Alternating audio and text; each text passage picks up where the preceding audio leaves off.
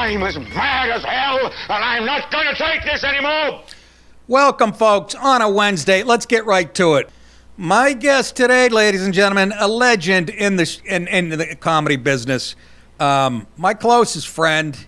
That's not saying much because I've alienated everybody I've met in this business. But we talk several times a week. One of the funniest people on the friggin' planet. His last special, Our Time Is Up. He shot this in D.C. Did I get the title right? Yeah. There he is. The great Colin Quinn. By the way, that's water. A few years ago, that would have been Stoli.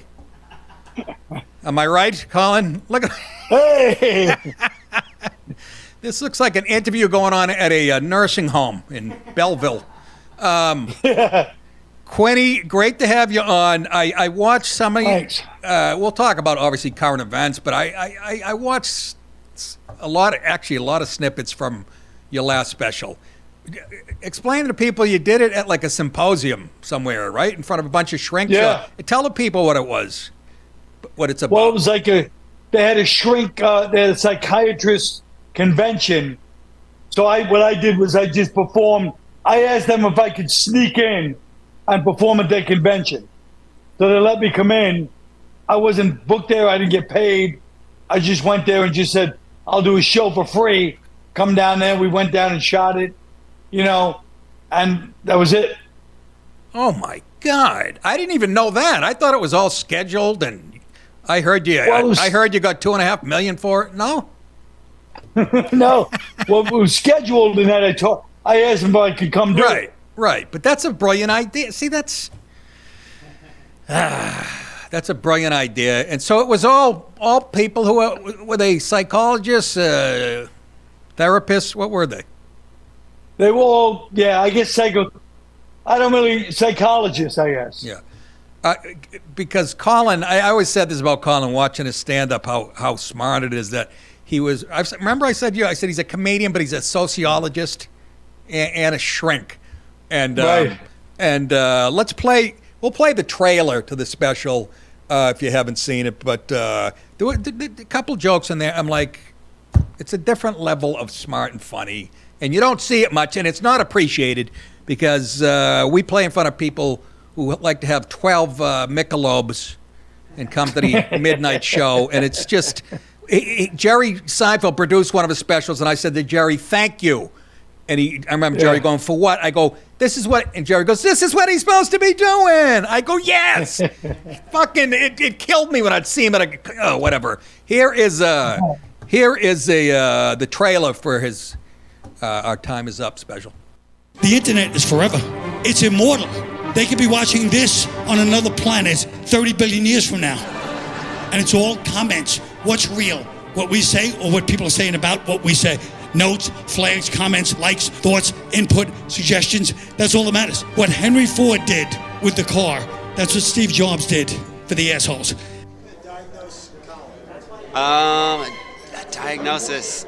I would say that I'm licensed in 2 states to say that he's a sociopath. He's going to be in therapy for a while. You ask these people that? First of all, your identity's not even who you are. Your identity's who the government says you are. Your personality's who the people that know you think you are. Your reputation's who the people that don't know you think you are. Your social media profile is who you think you are. And your browser history is who you are. So...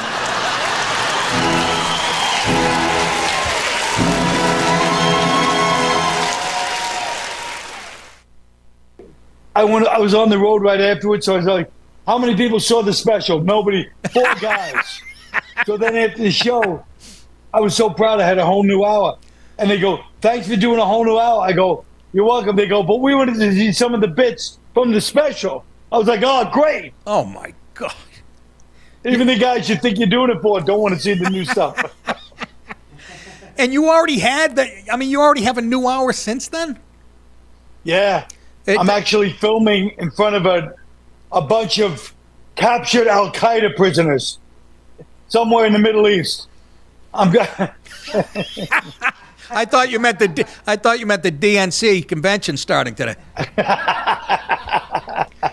Boy, that's going to be a shit fest. I can't believe. I don't know why I'm surprised. We're talking to the great Colin Quinn. I don't know why I'm surprised that you already have banged out a new one. I mean, that's one of the things we all looked up to Colin, and Louis C.K. is the same way. So friggin' prolific. I, right now, am stuck in a town that has no comedy scene, and that's my fucking fault. But I'm not going to drive to South Carolina to do 15 minutes. I'm sorry. But like I said, you're underrating yourself. You're the only guy that can go on stage and free associate, and it's funnier than 90% of people's act. Sometimes. Yes. Sometimes.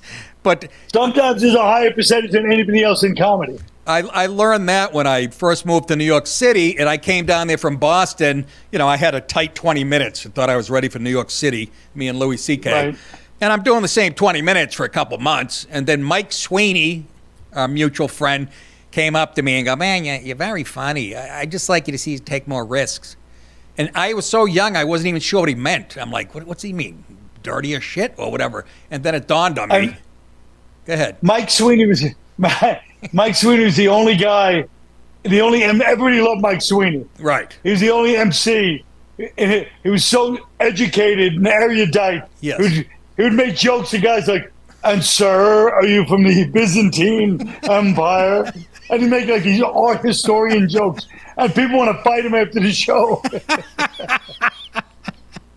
Yeah, and he's a sweet guy, nice guy. I still remember his joke about I was on the road this week. I had to rent a car at Alamo. Yeah, and we're naming rental car places after military disasters. Next week, I got a car reserved at Tet Offensive or something like that. And I was introduced to a whole new, because you know the Boston comedy scene, it was a different ball game down there. New York was closer to show business. In Boston, we're treating it like, hey, I'm making money telling jokes, whatever the fuck. Go ahead. But Boston was some of the naturally funniest people I've ever seen in my life. Oh, absolutely. When I went up there the first time I went up there, I go, two things. First, I would die if I lived up here because I'd be drinking and doing coke in about 2 weeks. Secondly, these guys are just funny. They just were so casually. They were the first time you see people on stage where you're like, oh, this is like real. You know, they would say, oh, you can have a beer with this guy. Yes. You used to say that to me in New York. I never knew what it meant. Then I see Boston, I go, that's what it means. Only in Boston. Just funny. Only in Boston. Casual. Only in Boston they go, this is the type of guy you could have a case with. You're right, though. I love, like you said, naturally funny in Boston. But then I go down to New York, and, you know, I'm hanging out at the Improv, wanting to get on. I'm getting on at 1:20 in the morning. But I'm seeing guys. First guy I saw, Brian Reagan, who I knew was a great comic already at that point. And I'm seeing him before he's going on, and he's pacing back and forth like he's the fucking starting quarterback for the Super Bowl. I go, this guy is nervous? This established guy is shitting his pants? And I'm going to get massacred. And I did. Yeah. It's a whole level. Then I'd have to go on after, you know, Dennis Leary was hot at the time. Yes. But everybody. Right. Everybody was way more refined than. Everybody's doing a lot of good material. But again, it's a combination. Because I just laugh every time I think of Steve Sweeney going on stage and going like this, really slowly, going, I love Boston because people are so fucking positive here. And it was only his setup. Before he even got to the joke, his attitude was as bad as anybody. People are so fucking positive here. I would laugh already. And then he did the whole routine is great. He'd go. But just that setup, his face during that setup was so Irish and funny. He'd go, nice day today. Yeah, we won't be getting many more of these. Guy walks into a bodega. Nice day today. Yeah, outside. I'm inside, asshole. Yeah, he had like 5 of those. Oh, so my. Funny. Murderous. Hey, folks, the price of gas is going up, the price of groceries is going up, and cell phone bills are skyrocketing. unless you're with Mint Mobile. Mint Mobile is awesome.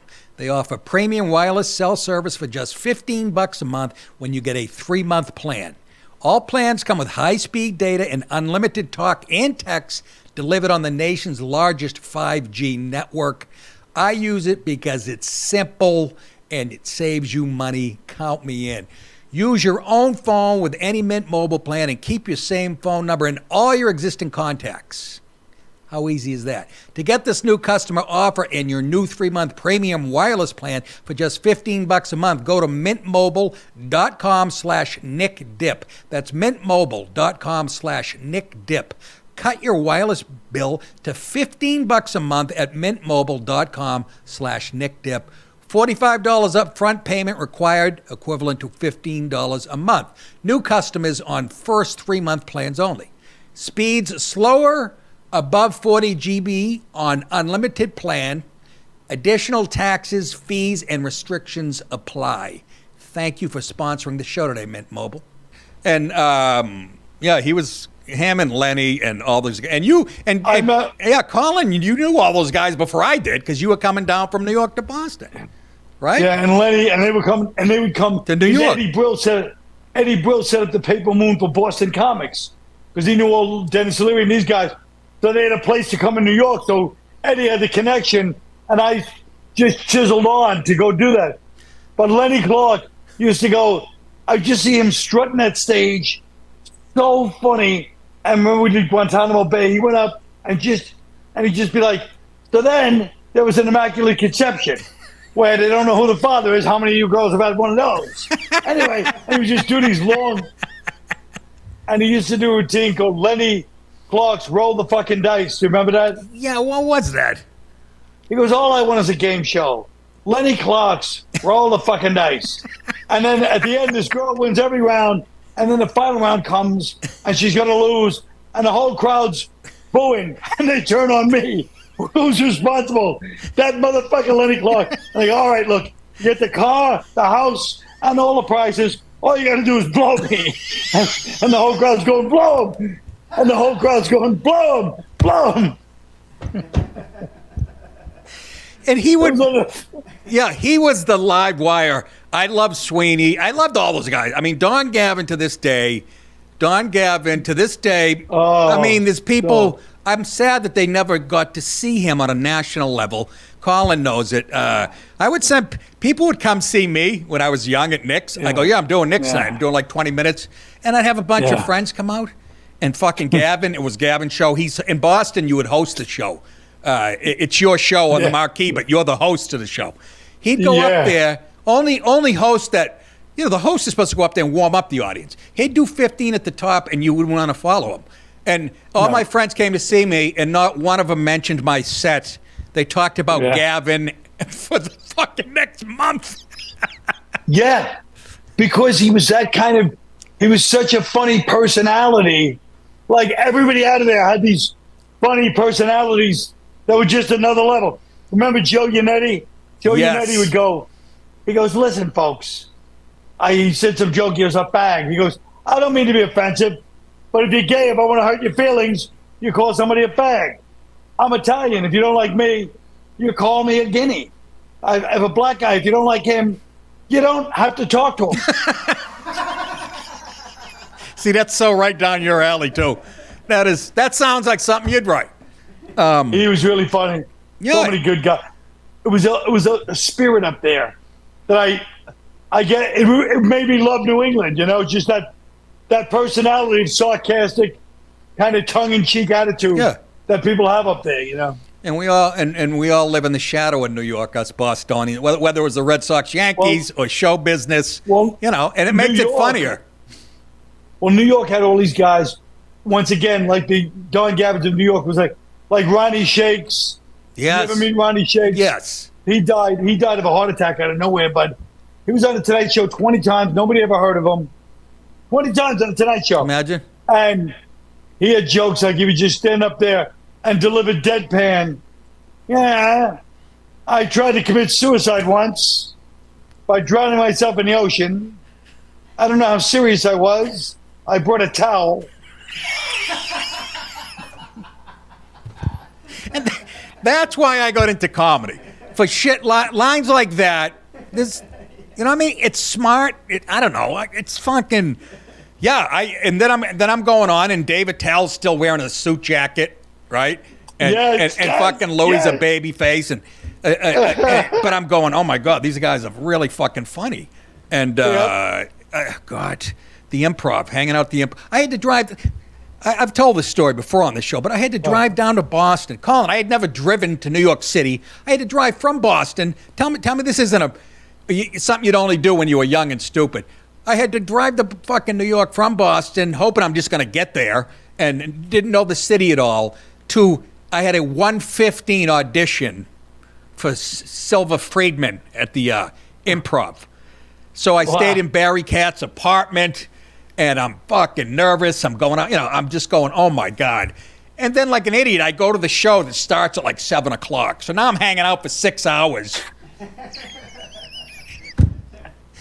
And I had to do it 2 more times. I didn't pass, because they had already seen 19 comedians. I'm auditioning, and there's 8 people. And when we were doing comedy in New England, it was the mecca of stand-up comedy in the late 80s. We never played less than anybody than 100 people. We were spoiled rotten. I go on at the Improv. It's a big audition, and there's like literally 8 people left. And I'm going, how the fuck am I going to do this? And apparently I didn't. I had to come back a couple times. Oh, my God. But it's so funny. I remember the Improv, too. When you people don't realize New York clubs, what you're on New York is this big place. Most of the time you perform for 8 people. Yes. 8 to 20. Comedy Cellar during the week. Nobody. We used to drag people in for free for 20 years. We drag people on the street, go free. Just have to buy drinks. You don't have to do anything. Force them to be there.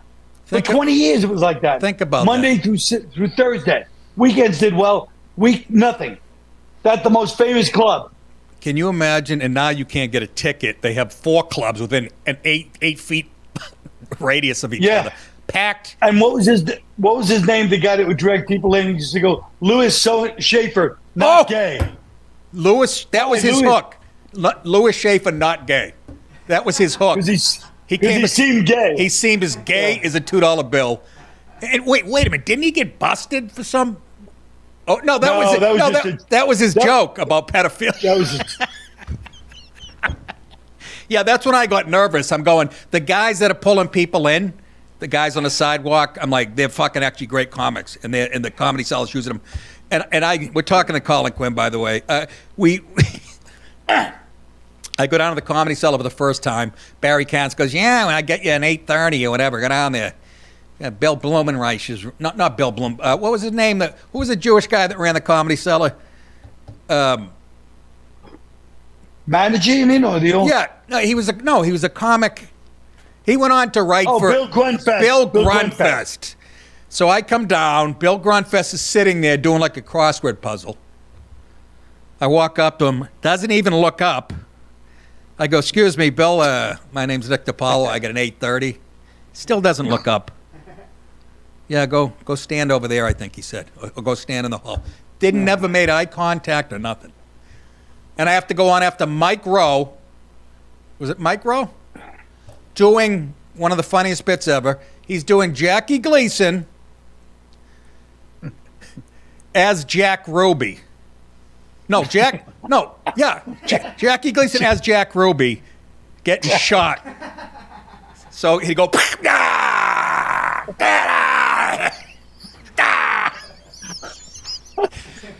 I have never seen a room.